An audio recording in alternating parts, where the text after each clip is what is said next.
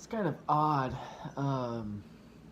But something that comes up in my feed occasionally, like, I shouldn't say occasionally, like all the time, really, at least once a day, is kind of a shared thing where one of those ads where it's like, check out this fascinating new product, kind of advertising memes, whatever you want to call them. I don't know what the word for them is, but um, in it, it's advertising these new like leggings or stockings that are being marketed towards women that can't be cut or torn, and they'll show women that are like trying to saw at them with kitchen knives or trying to cut them with scissors, doing various things like that, and showing like how strong they are and everything.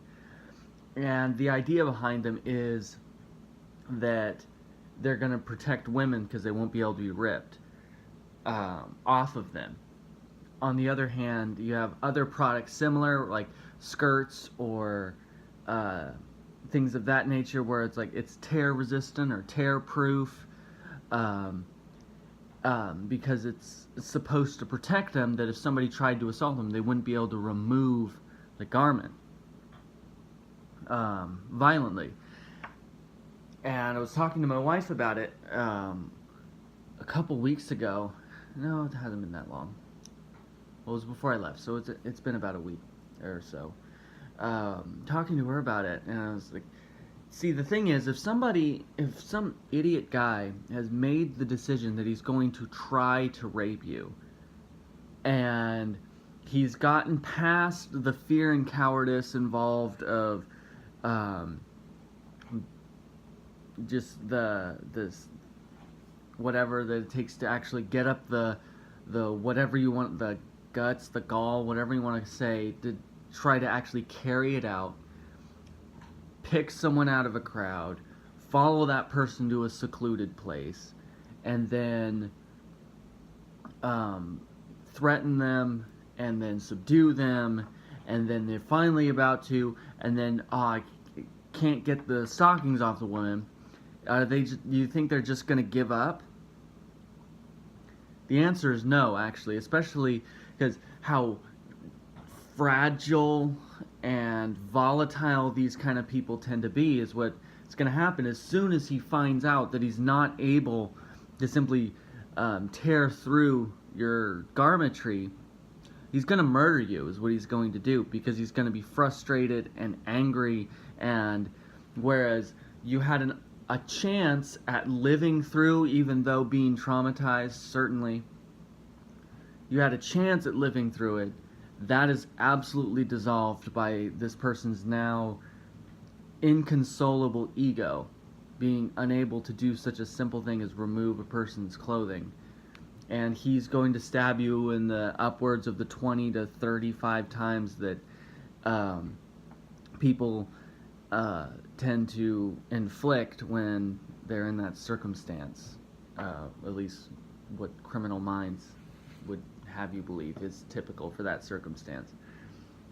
So,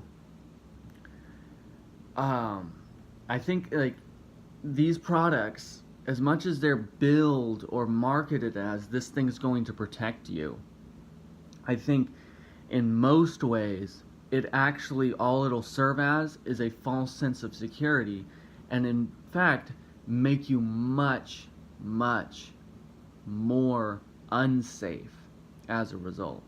Because it went from a life-altering to a life-ending circumstance.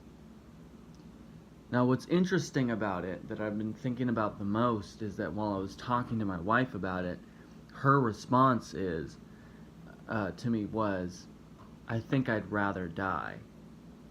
When offered the choice of live through a traumatic experience that would obviously reshape your future, or simply die,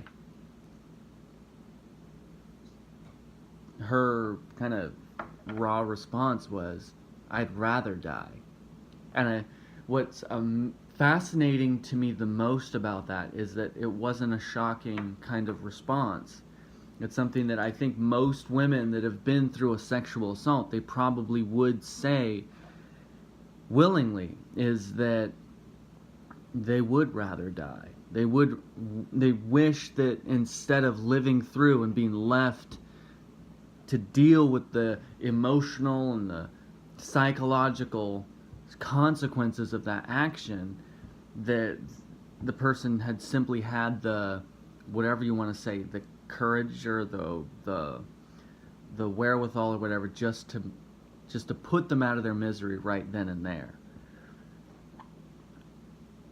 And I think it kind of underscores just how delicate and how challenging it is as far as the topic of how do we protect women from violent men, or how do we protect women from these circumstances that would create such a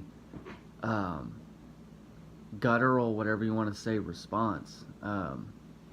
And I don't think there's enough real conversation happening about that subject, because instead of having those real conversations that could have a very challenging response heard like that of I'd rather die than live traumatized, we would rather just here's some leggings that person won't be able to cut through them, and that's it. So I don't know, kind of a weird episode because it's kind of a weird subject, but I don't know, it's just something to think about, something to think more about than I think we do need to elevate our kind of thought process and elevate our level of discussion on this subject in particular. So, something to think about is what it is. If you have thoughts, leave them. Love to hear them. And I don't know, whenever the next video comes out.